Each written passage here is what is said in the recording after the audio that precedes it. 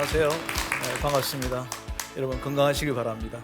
저는 건강한 한국교회를 세우기 위해 목회 컨설팅 연구소를 설립해서 운영하고 있는 김성진 소장이라고 합니다.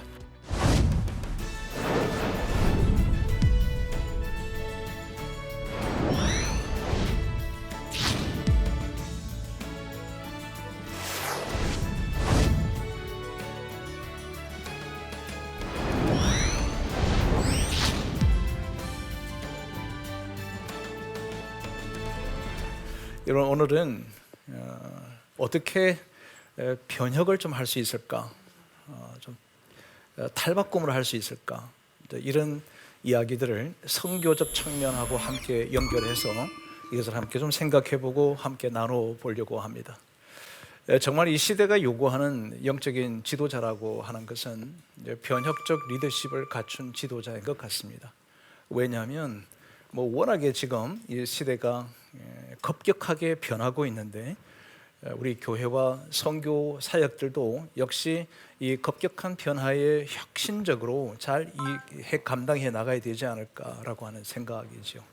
우리 많은 선교사님들이 선교 현지에서 정말 열심히 일하거든요. 제가 가보면 그 선교사님들의 그 산과 그 사역과 헌신을 보면은 제가 한국에서 편안하게 있는 게 미안하고 부끄러울 정도로 그렇게 열정적으로 해요.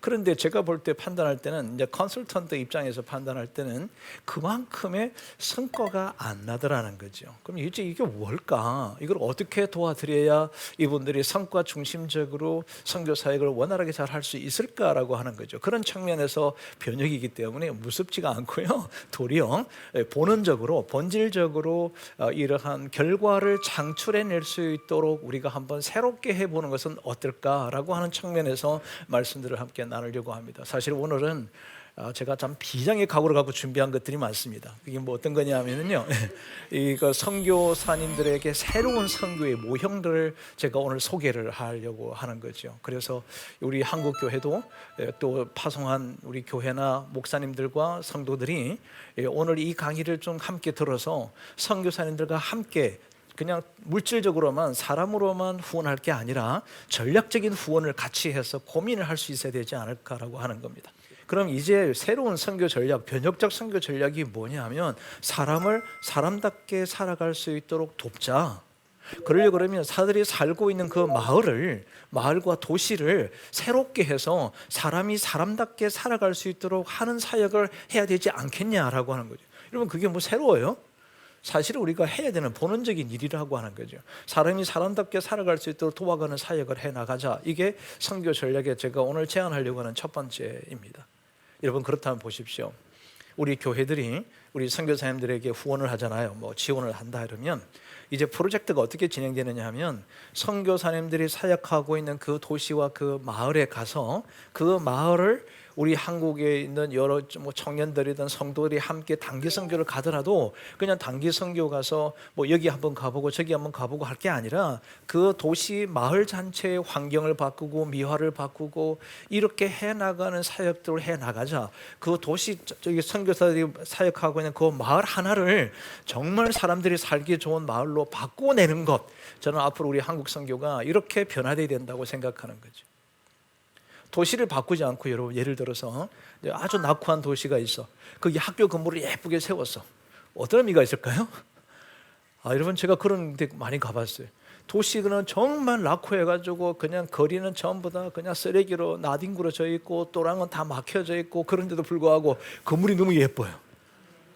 그런 건물이 그 예쁜데 그 사람들이 어떤 것을 들까? 제가 물어봤더니 괴리감까지도 생긴다는 거죠.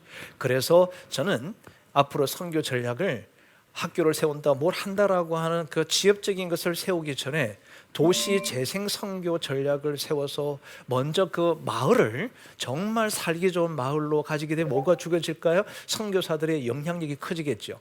일종의 촌장과 같이 되겠죠. 그렇게 이미 영향력을 끼치는 상태에서 마을과 소통을 하다 보면 그 마을에 필요한 선교 전략적 사역에 나오게 될 것이다. 이거 하자는 거죠. 이걸 우리가 한국교회가 같이 우리 한국교회와 선교사님들과 함께 더불어서 해나가는 첫 번째 우리 한국교회에다가 제안을 하고 싶은 겁니다. 자, 두 번째는 공유 선교 전략이라고 하는 겁니다. 용어가 어려운가요? 생소하지는 않으시죠? 네. 또 이해하는 게 좋겠죠, 그죠? 네. 공유 선교 전략이라고 하는 게 뭐냐면요. 자, 지금 이 코로나 때문에 선교사님들이 사역에 위축되어 있잖아요. 막 좁아져 있고 위축되어 있습니다. 그리고 혼자로서는 이제 더 이상 사역하기가 어려워요. 그래서 그 지역에 있는 좀 넓은 지역에 있는 선교사들이 하나가 되어져서 합치라는 게 아니고 연합이 아니고 각각 자기 사역을 하는데 사무실을 같이 쓰고 그리고 사역할 때 서로가 한 팀이 되어져서 사역을 도와간다면 꼭 반드시 통합이 되지 않아도 합병이 되지 않아도 자기 고유의 사역을 하면서도 서로가 뭐해요? 협력할 수 있지 않냐는 거예요. 이게 공유 선교 전략이라고 하는 거죠. 여러분 우리나라도 보면 이 좁은 나라잖아요. 부산까지 얼마나 걸리죠? 뭐 한 4시간 반, 그죠? 여유 있게 가면 5시간 반 정도면 가잖아요. 그런데도 학교가 분교가 있고 막 학교가 대학교가 막 떨어져 있잖아요. 그런데 그건 하나의 학교잖아요. 그걸 보고 뭐라 그러냐면 캠퍼스라 그러잖아요. 뭐 어디 저 지방 캠퍼스, 뭐 수도의 캠퍼스 이렇게 캠퍼스라고 얘기하죠. 저는 우리 한국교회 선교 전략을 두 번째로 제안하고 싶은 게 뭐냐면 인근 지역의 우리 선교사들이 하나가 되어져서 사역을 합치라는 게 아니고요. 함께 공유해 나가서 사역을 공유해 나가면 내가 할 수 없는 것들을 옆에 있는 선교사님이 그것을 가지고 있을 수 있으세요. 그럼 그것을 함께 만들어서 일을 해 나가는 것, 이것을 공유 선교 전략이라고 하는 겁니다. 저는 이 코로나 이후에 우리 한국 교회의 선교 전략을 어떻게 공유해 갈 수 있을 것인가, 공유 목회, 공유 선교를 한국 교회에 제안하고 싶은 거예요. 여러분이 그렇게 기도해 주셔야 한다고 저는 생각하는 거예요. 그러지 않으면요, 사실 작은 교회나 우리가 힘들어하는 선교사님들이 더 이상 사역을 할 수가 없게 되는 일들을 우리는 종종 경험하게 된다는 것입니다. 자, 세 번째, 너무나도 중요한 선교 전략입니다. 모든 나라들이 후진국가든 개발도상국가이든 간에 이 모든 나라들이 지금 다 뭘 하는 거죠? 도시화되고 있다. 우리 지금 선교 전략 자체가 가난한 자에게 필요하지만 이 가난한 자만에게만 우리가 에너지를 집중해서는 효율적인 선교가 일어날 수 못한다. 왜 그럴까요? 사람들은요, 자연스럽게 도시로 가는 거예요. 이건 너무나도 자연스러운 거예요. 여러분 안 그러신가요? 자연스럽게 도시로 가게 돼 있다. 왜냐하면 모든 편의가 좋아지고 좋기 때문에 그것을 이동을 하거든요. 이거는 우리만 그런 게 아니라 어려운 나라도 또 한참 개발하는 나라들도 동일하게 똑같이 어렵다. 그렇다면 이제는 뭐 해야 될 거 아니냐면요, 여러분 그냥 이렇게 어려운 지역에서 선교하는 거하고는 차원이 달라요. 어려운 지역에서는 뭐만 있으면 돼요. 물질적으로 막 지원해주고 인적 자원을 지원해줘서 그들이 필요를 공급해주면 막 몰려오거든요. 도시는 그런다고 올까요? 아, 도시는 그런다고 안 오죠. 빵 한 개 준다고 올까요? 점심 준다고 올까요? 전혀 안 와요. 그럼 뭐 해야 될까요? 여기는 사람에게 집중하는 거죠. 제가 오늘 첫 여러분에게 시작 말씀드렸습니다. 우리가 이런 변혁적인 선교 전략의 핵심은 뭐라고 그랬죠? 사람이거든요. 스마트한 사람들을, 인재들을 발굴해서 인재들을 세워내서 그 인재들이 세상에 들어가서 빛이 되고 소금이 되게끔 하는 일, 이 사역을 해야만 그들이 정치가가 되고 사업가가 되고 그리고 기술자가 되고 엔지니어가 되고 의사가 되고 사회인이 되어져야 그 나라가 복음화되지 않을까요? 물론 뭐 가난한 자를 제외하라 이런 거 절대 아닙니다. 이 세상 지금 전체 나라들이 이렇게 변화되고 있으니까 이 변화를 빠르게 인지하고 이 변화에 대응하자라고 하는 거거든요. 자, 그러면 여러분 여기에서 오늘 이 강의 안에 보면 제3의 공간을 활용하고 제4의 공간을 활용하라 이렇게 지금 기록되어 있습니다. 제4의 공간은 도대체 뭘 얘기하는 거냐라고 하는 거죠. 여러분 지금 1의 공간은 어딜까요? 집이에요. 집. 그죠? 여러분 그 1의 공간이. 자, 2의 공간이 어디냐면 일터예요. 일터든지 오늘 여러분이 함께 강의를 듣기 위해서 함께 자리하는 거, 이것은 제2의 공간이라 그래요. 제3의 공간은 뭐냐면요, 집처럼 편안하기도 하고 그리고 그곳에서 일도 하는 거예요. 요즘 재택근무 막 이거 하잖아요. 그게 제3의 공간이에요. 이 제3의 공간이 가장 이 형상이 만들어진 게 뭐예요? 카페예요. 요즘 왜 아이들이 카페 가서 공부도 하고 뭐 집처럼 편안하게 낮잠도 자고 막 그러잖아요. 저는 이해가 안 되는 게 카페인 커피 시켜놓고 잠자고 있더라고요. 나는 도대체 이걸 어떻게 이해될지 저는 잘 모르겠던데 어쨌든 그건 제3의 공간의 모양을 만드는 거거든요. 그렇죠? 그러면 이분 지금 우리 교회가 보십시오. 그 동네 지역에요. 교회가 가장 아름답고 좋은 자리, 주차장 그리고 공간을 다 만들어놨어요. 그런데 주중에 아무도 안 와. 지역민들이 안 와. 왜 그럴까요? 우리끼리만 하니까.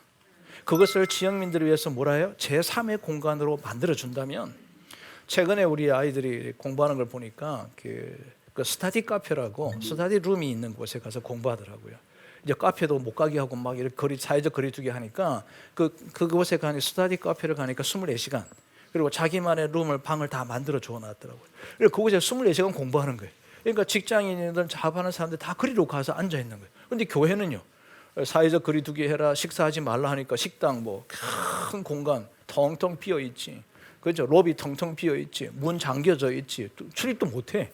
도대체 이 교회가 어떻게 해야 될까? 여러분처럼 우리 한국 교회가 제3의 공간의 변화가 일어나야만이 이 지역사회 안에 복음화가 저는 일어날 것이라고 확신한다는 거죠. 그와 똑같이 우리 선교 전략이 농촌에서도 해야 되지만 그 시골에서 도시로 나오는 그 아이들이 담을 수 있는 제3의 공간으로 연다면 대부분 제3의 공간 해라 그랬더니 목사님, 소장님 우리 선교지에 이 도시에서 그 사무실 하나 렌탈하려고 그러면 돈이 얼마 들어가는 줄 아십니까? 그러는 거예요. 아니 왜 건물을 얻냐? 아니 그 건물이 있어야만이 사람들이 모이는 게 아니지 않냐? 어느 시대? 지금 시대는 그렇잖아요. 여러분 지금 교회 꼭 출석을 안 해도 예수 믿는 사람인 것을 우리가 인정하는 것과 유사한 것처럼 그들이 예수 믿고 제3의 공간에 사무실을 주일만 빌린다든지 어떤 뭐 노는 학원을 빌린다든지 얼마든지 할 수 있거든요. 그렇게 제3의 공간을 활용하라. 이게 저는 새로운 선교 전략에 굉장히 중요한 어떤 초점이 될 것이다. 이렇게 확신하고 있습니다. 그럼 제4의 공간은 뭘까요? 여러분 제4의 공간은 뭐냐면요, 제3의 공간과 동시에 온라인으로서 모든 것을 한다는 거죠. 이제 온라인 처치라고 해서 온라인 교회를 세운다는 겁니다. 온라인 안에서 온라인 그 안에서 활동을 하는 거예요. 여러분 이것에 대한 입장을 제가 좀 해드리겠습니다. 우리가 20대 30대 한국 우리 그리스도인들이 이제 온라인에서 예배를 드리고 이렇게 지금 뭐 이렇게 1년이 돼가고 이렇게 넘잖아요. 이렇게 익숙해진 거예요. 그래서 이들에게 물었어요. 너희들이 팬데믹이 다 끝난 상태에서 교회로 갈 거냐? 이렇게 물었더니 28%가 교회로 왜 가야 됩니까? 이렇게 답을 했다는 거예요. 자, 이 말은 무엇을 의미하느냐 하면 이미 이제 편의주의가 너무나도 우리의 삶 속에 밉히 뿌리 박히다 보니까 굳이 교회까지 갈 생각이 없다는 거예요. 그럼 뭐로 한다는 거죠? 온라인 안에서 내가 신앙생활을 하고 싶다. 그렇다면 지금 발빠르게 우리 교회가 뭘 해줘야 되느냐면 온라인 안에서도 교육과 훈련과 예배와 지역사회 섬김과 교제와 소그룹과 1대1과 이럴 때는 막 아멘 해줘야 내가 숨을 멈추거든. 그래야 숨도 쉬고 그러잖아요. 그렇게 공간을 온라인 상에서 할 수 있도록 우리가 길을 열어주는 거죠. 그 길을 열어줘야만이 그들에게 접촉점을 복음의 접촉점을 가질 수가 있다는 거예요. 저는 온라인 상태로만 머무는 것에 대해서는 반대합니다. 그럼 뭐가 될까요? 온라인과 오프라인의 융합입니다. 이게 제4의 공간이에요. 그러니까 온라인에서도 만나고 그들을 초대해서 오프라인을 만나자. 그러면 이 온라인과 오프라인의 매개체가 뭘까요? 멘토링이라는 거죠. 이 멘토링을 통해서 온라인에서 있는 친구를 이 성도를 맨투맨을 만나서 멘토링을 통해서 오프라인 쪽으로 초대해가는 이것이 교차하는 거죠. 계속 교차해 나가는 이 공간을 보고 저는 제4의 공간이다. 그러니까 앞으로 우리 한국 선교사님들이 제3의 공간과 제4의 공간을 100% 활용하는 변혁적 선교 전략을 가지셔야 될 것 같다라고 저는 주장하고 있는 거죠. 이제 제가 우리 코로나19 이후에 제게 연구소 소장이니까 많은 목회자들이 제게 질문을 한 거예요. 어떤 질문을 했냐면 이런 각박한 상황 속에서 바람직한 목회는 무엇입니까? 라고 제게 묻길래 제가 그냥 조금도 망설임 없이 뭐라고 얘기했냐면 멘토링 목회입니다. 멘토링 선교밖에는 할 수 있는 것이 없습니다. 이 이야기를 한 거예요. 여러분, 멘토링이 뭘까요? 여러분 봐요. 제가 만약에 누군가가 제게 이렇게 물어요. 소장님께서는 나중에 이제 은퇴를 하거나 또 이렇게 나이가 들어가시면서 가장 바람직한 삶의 목적이 뭐라고 생각하십니까? 라고 묻는다면 저는 서슴지 않고 저는 인생의 스승이 되고 싶다. 누군가의 인생의 스승이 되고 싶다. 그것을 한마디로 멘토가 되고 싶다. 이 이야기를 한 거예요. 예수님은 우리에게 영원한 멘토이십니다. 그렇잖아요. 그분은 우리의 인생의 삶과 영혼의 길이 어떻게 걸어가야 될지를 가르쳐 주신 분입니다. 그러면 우리가 그분의 가르침을 따라서 멘토링을 통해서 우리가 이만큼 성숙했다고 한다면 이제 이 지도자들이 그 나라든 선교지든 우리 한국의 국내이든 여러분이 만나는 누구든지 간에 그들에게 정말 훌륭한 인생의 멘토가 되어야 되지 않을까요? 그 멘토가 될 수 있도록 돌이켜가는 것, 이것을 저는 변혁이라고 얘기하고 싶다는 거죠. 한 사람 한 사람에게 집중하라. 그러면 이게요, 당장에는 성과가 안 나는 것 같아도 이게 한 해가 지나고 두 해가 지나면 엄청난 속도의 양적 팽창이 일어나서 성과 중심적 변혁적 선교 전략이 실현된다라고 하는 것입니다. 그걸 해야 된다. 그게 멘토링 선교 전략이라고 하는 것입니다. 여러분, 저는 우리 한국 목사님들이 또 선교사님들이 외국에 나가서 여러 일들을 참 많이 하십니다. 최근에 제가 우리 만나는 선교사님들의 상당수는 교육 선교에 헌신하는 분들이 참 많습니다. 제가 그분들에게 이제 도전하기를 이렇게 도전합니다. 학교를 세우는 것 중요합니다. 그런데 더 중요한 것이 있습니다. 그 나라에 인재를 길러 주십시오. 인재를 길러 달라고 부탁드렸습니다. 아마 이 강의를 들으실 분 중에는 이제 신학교를 운영하시는 분들이 많이 계실 거라고 생각합니다. 제가 이 선교지에 가서 여러 가지 학교들을 막 탐방을 해보거든요. 신학교를 탐방해 봅니다. 그리고 신학생들을 졸업한 사람들이 우리 선교사님들이 세웠던 개척교회에 가서 이제 목사로서 파송이 되어져서 목회도 막 하세요. 제가 가만히 옆에 봤습니다. 과연 저렇게 세워졌던 우리 목사들을 통하여 그 나라의 복음화가 정말로 일어날 수 있을까라고 하는 의문점을 계속 가진 거예요. 그래서 제가 이렇게 제안을 했습니다. 우리 목회자를 세울 사람은 그 무리 중에서 뛰어난 사람이 아니라 정말 인재와 같은 사람, 세상에서 꼭 필요로 하는 사람, 세상에서도 없으면 안 되는 그런 사람들이 목회자가 될 수 있도록 우리가 좀 새롭게 신학교를 정리해 갔으면 좋겠다. 교육도 마찬가지다는 거죠. 여섯 번째 제안하고 싶은 것은 성시와 선교 전략이라고 하는 것입니다. 여러분, 도시 선교와 좀 유사하기도 하고 도시 재생 사업과도 유사한 것 같은데 좀 다른 개념입니다. 성시화라고 하는 것은 여러분, 그 도시가 거룩한 도시가 되게 하는 거예요. 엄청난 거죠, 그죠? 거룩한 도시가 되게 하자. 이게 공동적 비전이 되어야 된다. 그러니까 우리 많은 선교사님들이 각기전투하는 거예요. 그냥 예를 들어서 어떤 한 도시를 갔는데요. 그게 선교사님들이 약 한 40명이 사시는 거예요. 이 40명이 열심히 살아요. 아침 새벽에 해가 뜨면 일어나서 밤 늦은 시간까지 그냥 잠자는 시간 줄여가면서까지 정말 열정적으로 사역을 하세요. 그런데 뭐가 안 나타난다고요? 성과가 안 나타나는 거죠. 왜 그러냐 하면은 그 도시가 변하지 않으니까 이분들이 각자 한 분 한 분의 그 살아가고 사역하는 것들이 그렇게 효율성이 많이 없어진 거예요. 자, 그럼 뭘 해야 되느냐? 제가 전체를 다 불렀어요. 이렇게 제가 제안했습니다. 자, 여러분, 이제 이 도시 하나를 우리 복음화시킵시다. 그러기 위해서는 우리 전체가 여기 거룩한 도시 성시화로 간다라고 하는 선포를 하고, 그리고 우리 각기 계속해서 토의하고 만나고 얘기하고 논문도 발표하고 데이터도 만들고 공유하고 서로 사역에 대해서 오픈하고 다 펼쳐놓고 부족한 것이 무엇인지 아닌지 그렇게 해보니까 예를 들어서 A라는 부족한 것이 생겼어. 그럼 한국에다가 연락을 해서 우리 이 도시를 성시화하려고 하는데 이 A가 부족하다. 여기에 합당한 선교사들과 물질과 자원을 좀 보내주십시오라고 얘기를 하는 그런 선교 전략을 가지고 가야 되지 않겠느냐. 이제 개별의 선교 전략이 아니라 성시화를 시킬 수 있도록 하는 선교 전략으로 가다 보면 뭐가 나올까요? 그것에 필요한 것들이 무엇인지가 나오잖아요. 그것을 한국교회에다가 요청을 해서 그것을 요청받음으로 이제는 마을과 도시 하나하나를 하나님의 거룩한 도시, 성시화로 하나님께 영광을 돌리는 그러한 사역으로 바뀌어져 가야 된다. 이게 변혁적 선교 전략이라고 하는 것입니다. 그런데 여러분, 이런 전환과 변혁 앞에 놓인 걸림돌이 몇 개 있습니다. 첫 번째는 제가 뭐라고 생각하느냐 하면 선교 인식 전환이 안 돼 있다는 거죠. 그게 무슨 얘기냐면요, 선교는 아니 가난한 자 도와야지 이것만 생각한다. 아니다는 거예요. 여러분, 그 나라를 바꿀 수 있는 길은 뭐냐면요, 인재들에게 복음이 들어가야 돼. 수재들에게 복음이 들어가야 돼. 지도자층에 복음이 들어가야 돼. 젊은 엘리트 그룹들에게 복음이 들어가야 사회 각계각층을 뒤집어서 그들의 복음을 들고 자기 나라의 어려운 곳으로 들어가게끔 하는 선교 전략이 바뀌게 된다. 그게 선교의 인식 전환이 정말 필요하다라고 생각하는 거예요. 두 번째는 선교사님들은 봐보십시오.